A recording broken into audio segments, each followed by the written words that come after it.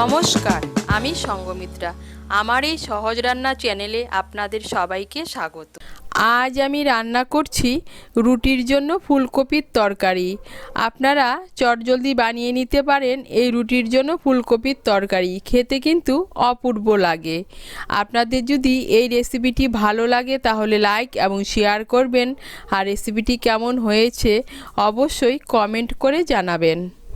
আর আমার এই সহজ রান্না চ্যানেলটাকে সাবস্ক্রাইব করে পাশের বেল আইকনটা দাবাতে ভুলবেন না। প্রথমে আমি ফুলকপিটাকে ভাপিয়ে নেব, তার জন্য জল বসিয়েছি। এর মধ্যে আমি দিয়ে দেব সামান্য একটু নুন,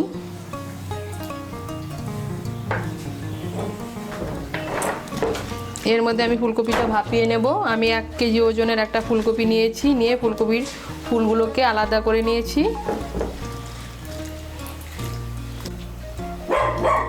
এখন আমি ফুলকপিটাকে ভাপিয়ে নেব, খুব বেশি ভাপাবো না, সামান্য একটু ভাপিয়ে নেব। এই দেখুন ফুলকপিটাকে আমি ভাপিয়ে নিয়েছি। লক্ষ্য রাখতে হবে ফুলকপিটা যেন খুব বেশি সেদ্ধ না হয়ে যায়, তাহলে রান্না করতে করতে ফুলকপিটা গলে যাবে।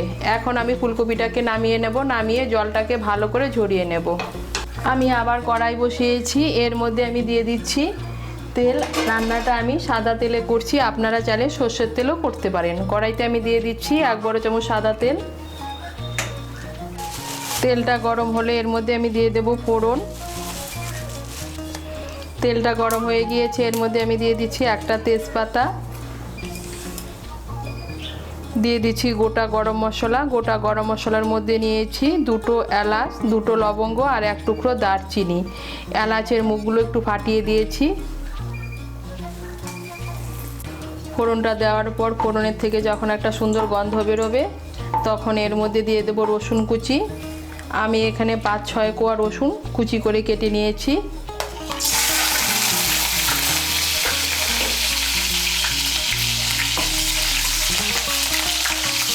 রসুন কুচিটাকে মিশিয়ে নেব, তেলের সঙ্গে মিশিয়ে নিয়ে হালকা করে একটু ভেজে নেব।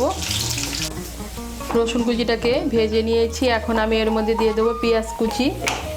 আমি একটা মাঝারি সাইজের পেঁয়াজ কুচি করে কেটে নিয়েছি।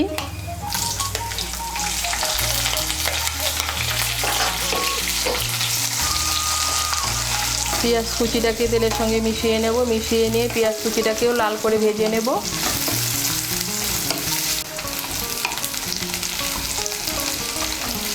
এই দেখুন পেঁয়াজ কুচিটাকে লাল করে ভেজে নিয়েছি। এখন আমি এর মধ্যে দিয়ে দেব চিড়ে রাখা কাঁচা লঙ্কা। আমি এর মধ্যে দিয়ে দিচ্ছি 5-6টা কাঁচা লঙ্কা। কাঁচা লঙ্কাগুলো মাঝখান দিয়ে আমি চিড়ে নিয়েছি। দিয়ে দিচ্ছি গ্রেট করা আদা। আমি এখানে 1 ছোট চামচ আদা গ্রেট করে নিয়েছি।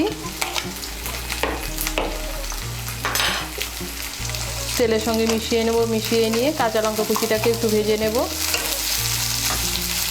কাঁচা লঙ্কাটা দিয়ে একটু ভেজে নিয়েছি। এখন আমি এর মধ্যে দিয়ে দেবো টমেটো কুচি। আমি একটা ছোট সাইজের টমেটো কুচি করে কেটে নিয়েছি।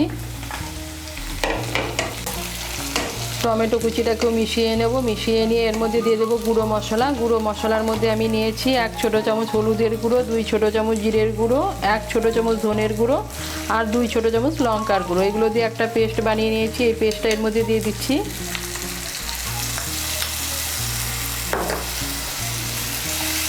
মিশিয়ে নেব ভালো করে তেলের সঙ্গে মশলাটাকে মিশিয়ে নিয়েছি। এর মধ্যে দিয়ে দেব স্বাদ মতো নুন।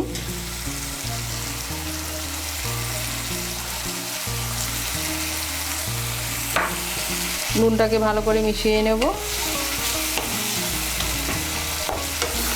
মিশিয়ে নিয়েছি। এর মধ্যে দিয়ে দেব মটরশুঁটি।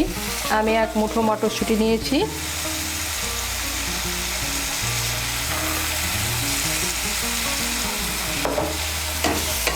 মটরশুঁটিটাকেও মিশিয়ে নেব, মিশিয়ে নিয়ে মশলাটাকে ভালো করে কষিয়ে নেব। এই দেখুন মশলাটাকে ভালো করে কষিয়ে নিয়েছি। এখন আমি এর মধ্যে দিয়ে দেব টক দই। আমি 1 বড় চামচ টক দই ভালো করে ফেটিয়ে নিয়েছি।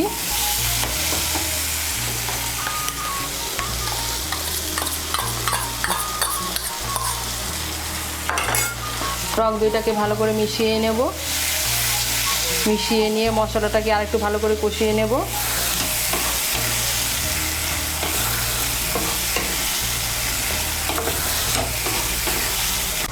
এই দেখুন মশলাটাকে আমি ভালো করে কষিয়ে নিয়েছি। এখন আমি এর মধ্যে দিয়ে দেব চিনি।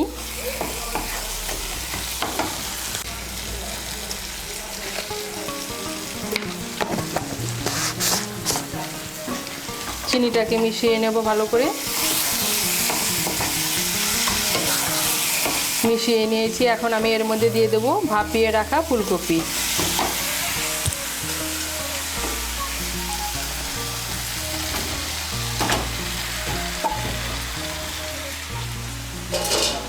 ফুলকপিটাকে ভালো করে মিশিয়ে নেব মশলার সঙ্গে। এর মধ্যে আমি দিয়ে দেব মশলার বাটিগুলো ধুয়ে সামান্য একটু গরম জল।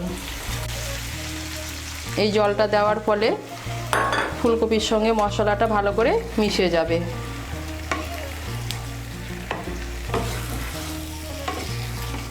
ফুলকপিটাকে মশলার সঙ্গে ভালো করে মিশিয়ে নিয়েছি। এখন আঁচটাকে মিডিয়াম করে আমি 2-3 মিনিটের জন্য ঢেকে দেব। আঁচটাকে মিডিয়াম করে আমি 2-3 মিনিটের জন্য ঢেকে দিয়েছিলাম।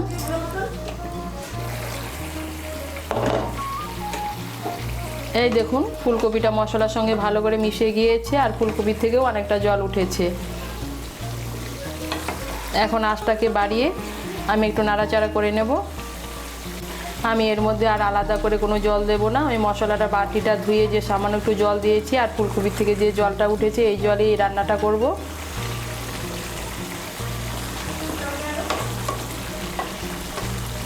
আঁচটাকে বাড়িয়ে একটু নাড়াচাড়া করে নিয়েছি। এখন আঁচটাকে মিডিয়াম করে আবার আমি 2-3 মিনিটের জন্য ঢেকে দেব। এইভাবেই ঢাকা চাপা দিয়ে আমি ফুলকপিটাকে রান্না করে নেব। আঁচটাকে মিডিয়াম করে আবার আমি 2-3 মিনিটের জন্য ঢেকে দিয়েছিলাম।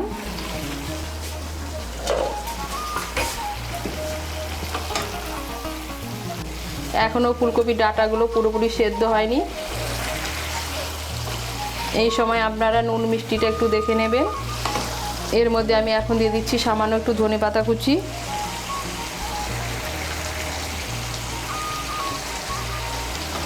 ধনেপাতা কুচিটাকে মিশিয়ে নেব। মিশিয়ে নিয়ে আঁচটাকে মিডিয়াম করে আবার আমি 2-3 মিনিটের জন্য ঢেকে দেব ফুলকপির ডাঁটাগুলো সেদ্ধ হওয়ার জন্য।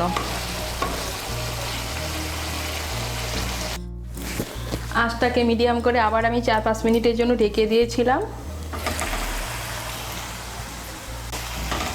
এই দেখুন ফুলকপিটা একদম পুরো সেদ্ধ হয়ে গিয়েছে আর এই সময় কিন্তু খুব হালকাভাবে নাড়তে হবে, তা না হলে ফুলকপিটা একদম ভেঙে যাবে। আর এই দেখুন ফুলকপিটা একদম গোটা রয়েছে, গলেও যায়নি। এখন আমি এর মধ্যে দিয়ে দেব গরম মশলার গুঁড়ো।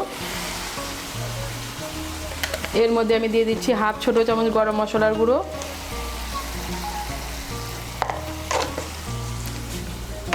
আর দিয়ে দিচ্ছি অল্প ধনেপাতা কুচি। গরম মশলার গুঁড়ো আর ধনেপাতা কুচিটাকে মিশিয়ে নেব হালকা হাতে।